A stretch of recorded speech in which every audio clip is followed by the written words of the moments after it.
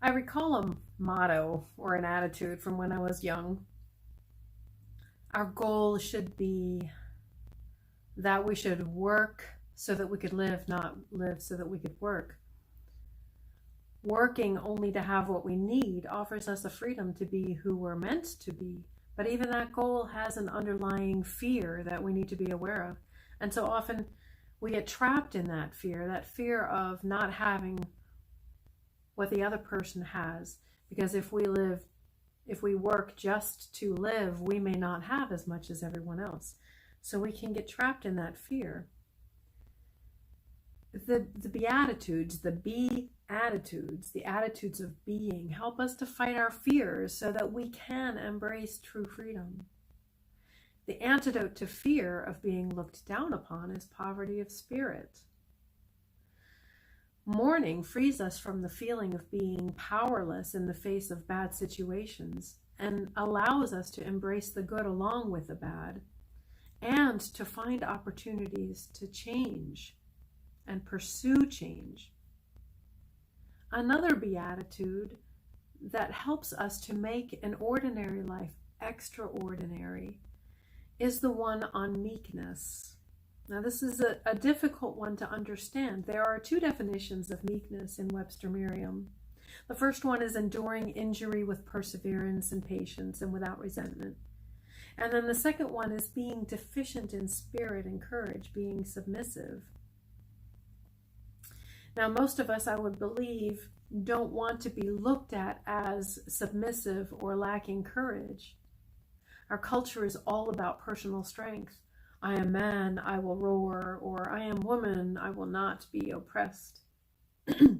Interestingly, there is another definition on dictionary.com, gentle and kind, but they've marked it obsolete. Why?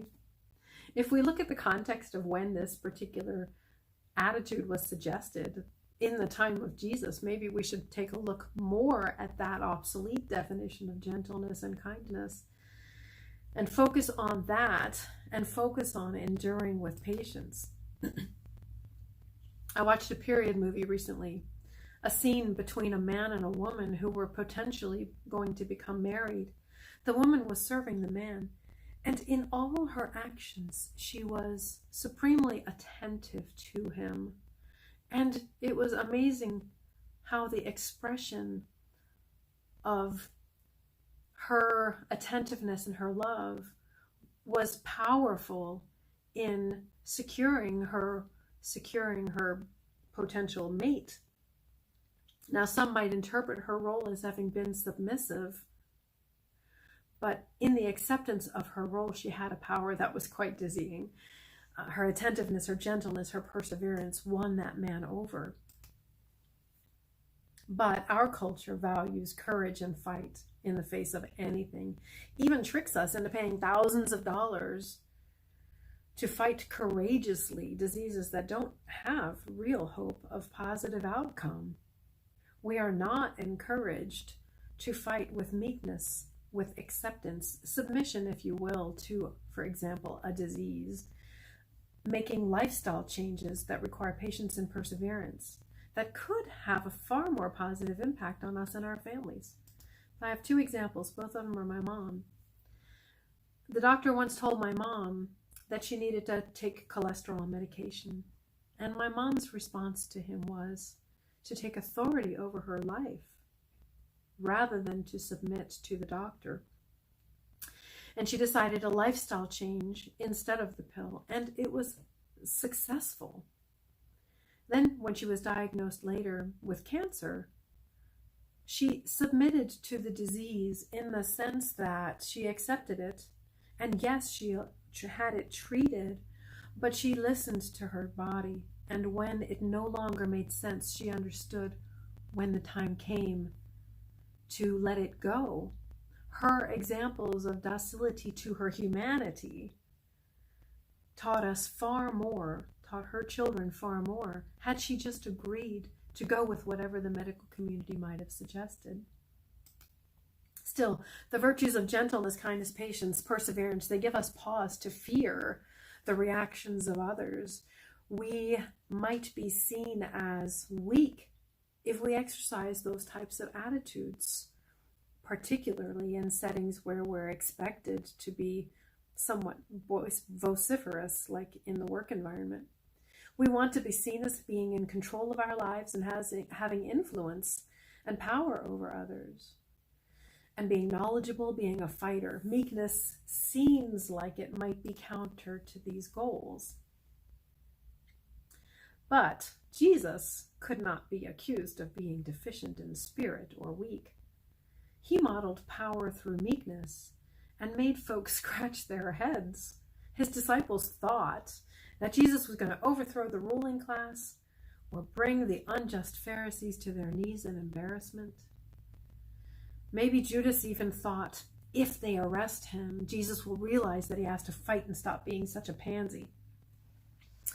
Well, when he saw that Jesus stayed the course and embraced the meekness, enduring his injuries, the journey that he had, his passion with patience, without resentment, allowing the leaders to crucify him, he couldn't wrap his head around it, and he kind of self-imploded. In Jesus's brilliant exercise of this attitude of meekness, he showed how gentleness can be a strength, and how kindness trips up the arrogant and gives confidence to those who are able to receive his kindness. Key point, we have to be able to receive his kindness.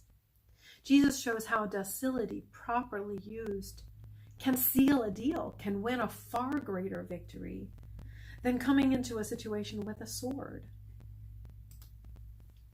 When he said to Pilate, "You have no power which does not come from above," he was talking with him as a father talks to a child, gently reminding him that he's not all-knowing, that Pilate is not all-controlling, that this event, his own crucifixion, will occur for reasons that Pontius Pilate couldn't even begin to fathom. In the end, his apostles followed his example of meekness. And isn't this why we let our children make mistakes? Why we gently bring them back to the truth when they come home in tears after making a big one?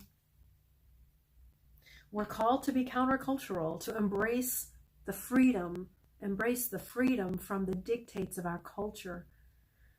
When we have the presence of mind to see the strength and the courage that it takes to live these attitudes that are so often mistaken for weaknesses, we can find that we're on the fast track to success.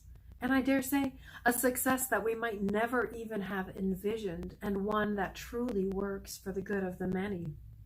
So be safe, be aware, pray well, and be sure to check the comments or the description for our song pick today.